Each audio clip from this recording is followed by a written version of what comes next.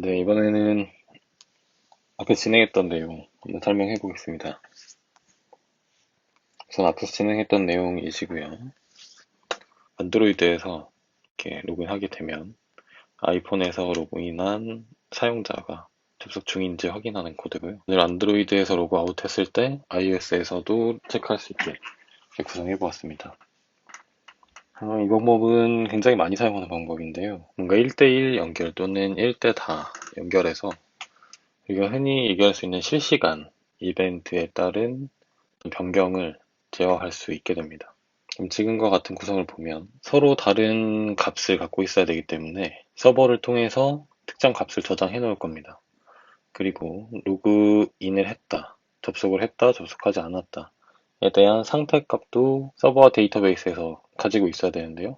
HTTP 방식으로 보게 되면 어플리케이션이 서버에 요청하고 응답을 받아온 다음에 연결은 끊어져요. 근데 어떻게 지금 상태에서 계속 접속을 했는지 하지 않았는지를 제어할 수 있냐면 우리가 소켓 통신을 사용해서 특정 이벤트가 일어났을 때 서버에다가 보냅니다. 그럼 그 소켓과 연결되어 있는 사용자들, 지금은 뭐 안드로이드와 아이폰이겠죠.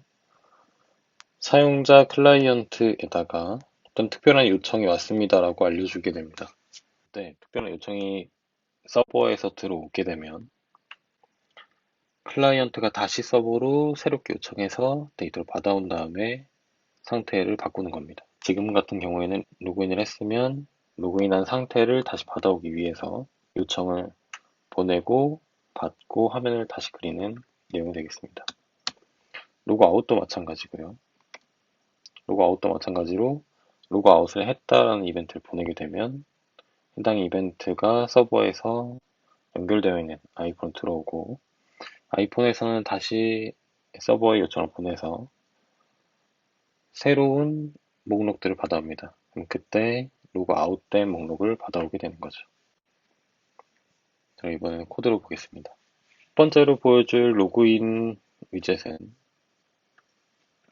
stateless 사용해서 여기서 특별히 변경되는 값은 존재하지 않고 변경되는 부분, 텍스트는 컨트롤러를 사용해서 다뤄보았습니다. 그래서 입력 값에 따라서 로그인 요청을 보낼 거고요. 로그인 요청을 보내게 되면 우리 서버에서 준비된 이 라우터로 들어오게 됩니다. 쿼리 스트링을 통해서 제어할 거기 때문에 이렇게 아이디를 쿼리로 받았고요. 지금 예시를 위해서 전부 다 get으로만 통일해 두었습니다. 로그인 들어왔을 때 만약에 아이디가 없으면 실패했다는 내용을 보내줄 거고요. 그 다음에 사용자들에 대한 정보를 우선 가지고 와서 그 정보 내에 아이디가 존재하는지 확인할 겁니다. 우선 사용자 정보 테이블은 유저 테이블 패스 변수를 보면 유저 테이블이라는 텍스트 파일 하나 만들어 놓고 여기 제이슨 형태로 값들을 집어넣었습니다. id 그리고 이 사용자가 현재 로그인이 되어 있는 상태인지 그리고 연결이 되어 있는 친구 목록이 존재하겠죠. 이 전체가 담겨 있는 데이터베이스라고 보시면 되겠습니다. 그 내용을 가지고 와서 정상적으로 확인이 됐으면 true, 확인이 안 됐으면 false를 반환하게 하였습니다. 로그인이 성공했을 때만 이제 이동하게 만들었습니다.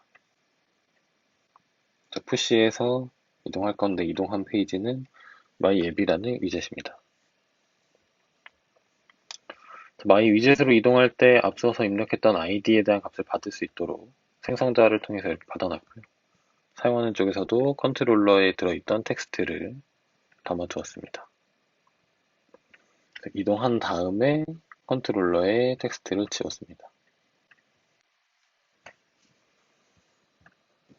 자, 그리고 보면 이번에는 이 my 앱 페이지가 스테이트 풀로 우리가 시점을 쓸 수 있는 위젯으로 만들었는데요. 이거 왜 썼냐면 로그인을 했으면 로그인 했다라고 알려줄 수 있게 소켓 통신을 위해서 썼습니다. 아까처럼 HTTP를 사용할 수도 있었는데 소켓 통신을 사용한 이유가 우리가 클라이언트에서 서버 요청 보내고 또 반대로 서버에서도 클라이언트에게 요청을 보낼 수 있도록 언제나 보낼 수 있도록 만들어주기 위해 소켓을 썼고요.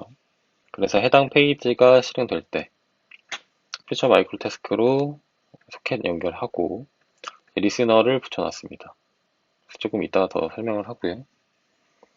그 다음에 연결했을 때 다시 친구 목록만 가져오는 라우터를 통해서 데이터를 받아옵니다.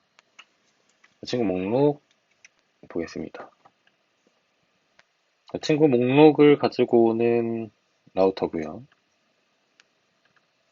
사용자 테이블에 들어있던 내용들 중에 누구의 친구 목록인지 또 쿼리 스트링을 통해서 받아오고 있습니다. 이 특정 아이디에 해당하는 친구 목록만 반환하게 해놨고요. 그렇게 해서 결과를 반환하게 되면 아까 입력했던 아이디로 등록이 된 친구 목록을 화면에 보여주게 됩니다. 빌드에서도 데이터를 받아오는 동안은 로딩 중, 받아오게 되면 setState를 통해서 다시 그릴 거니까 리스트뷰 빌더를 통해서 보여지고 있는 거죠. 육안으로 조금 더 쉽게 확인하기 위해서 제가 컨테이너의 데코레이션을 사용했고요. 거기에 들어있는 친구의 접속 상태에 따라서 파란색 또는 회색을 보여주도록 하겠습니다. 이제 이 부분, 리스너 부분을 설명드릴 건데요. iOS에서 로그인했다고 가정하죠.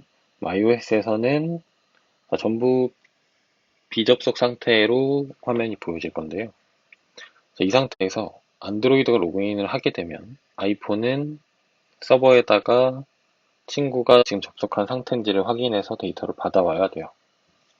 그때 로그인을 했다라는 정보를 서버로 보내고 서버가 아이폰에게 보낼 수 있도록 소켓 통신의 on을 사용해서 유저 이벤트라는 키를 통해 이벤트가 일어나게 되면 다시 서버에 친구 목록을 요청해서 그 요청 내용을 다시 빌드 부분이 동작할 거기 때문에 이번에는 접속한 상태의 파란색이 나타나게 될 겁니다. 지금 아이폰과 안드로이드 둘 다 플로팅 액션 버튼을 통해서 로그아웃을 구현해 놨는데요. 자, 이번에는 로그아웃 라우터로 요청을 보내면 서버에서 누가 로그아웃을 했는지, 그 다음에 그 로그아웃을 데이터베이스 테이블에다가 상태를 변경해서 저장해 둘 겁니다. 저장이 됐으면 소켓을 통해서 로그아웃을 진행했다라는 내용의 이벤트를 보냅니다. 로그아웃 이벤트가 발생하면 모든 연결된 클라이언트에게 유저 이벤트가 일어났다고 다시 보내줄 겁니다. 다시 보내게 되면 이쪽에 있는 내용이 실행될 거고요. 이 부분의 내용이 실행이 되면서 서버에 다시 친구 목록을 요청한 다음에 화면을 다시 그릴 겁니다. 그러면 로그 아웃된 사용자의 상태가 회색이 나타날 겁니다. 이렇게 아주 간단하게 구현을 해봤는데요. 굉장히 중복도 많고 분기가 제대로 되지 않는 부분들도 몇 군데 존재합니다. 서버 코드 마찬가지로 굉장히 똑같은 내용이 많이 사용되고 있어요. 전반적인 흐름에 조금 익숙해지시면 중복되는 코드들을 조금 줄여주시고요. 그리고 플러터에 있는 코드도 마찬가지로 조금 더 보완해서 사용하시면 되겠습니다. 아이디를 체크하는 부분이라든지 화면 UI 부분, 또 아이디뿐만 아니라 패스워드에 대한 내용도 보낼 수 있도록 해주시고요. 서버에서도 이러한 텍스트 파일 대신에 정상적인 데이터베이스를 사용하는 코드도 만들어 보실 수 있겠죠. 여기서 하나 주의해야 될 점은 아마 소켓 버전 때문에 오류가 나실 수도 있거든요. 오류라기보다 아예 동작을 안 하실 수도 있어요. 그래서 소켓을 반드시 버전 맞춰서 등록해 주시면 좋을 것 같고요. 그리고 안드로이드 같은 경우에서는 HTTP를 사용하기 위해서 두 가지 설정이 필요합니다. 일단 퍼미션을 지정해 주셔야 되고 권한을 지정해 주셔야 되고 애플리케이션 부분에 이러한 내용을 써주셔야 HTTP 통신도 활용하게 되는 겁니다. 매니페스트 파일은 플러터 프로젝트에 안드로이드 폴더에 존재하는 앱 src 폴더 밑에 메인 폴더 안에 들어있는 매니페스트가 되겠고요. iOS도 마찬가지로 HTTP 사용을 위한 설정이 필요합니다. iOS 폴더에 들어가서 러너 폴더 안에 info plist 확장자에서 이러한 내용을 설정해 주셔야 HTTP 통신이 가능해집니다. 이렇게 이제 간단하게 한번 설명을 진행해 봤는데요. 어느 정도 수정이 된 코드를 댓글로 남겨주시거나 카페에 남겨주시면, 아니면 해당 부분을 사용해서 좀 더 살을 붙이거나 다른 방식으로 응용하신 코드를 보여주시면 좋을 것 같습니다. 감사합니다.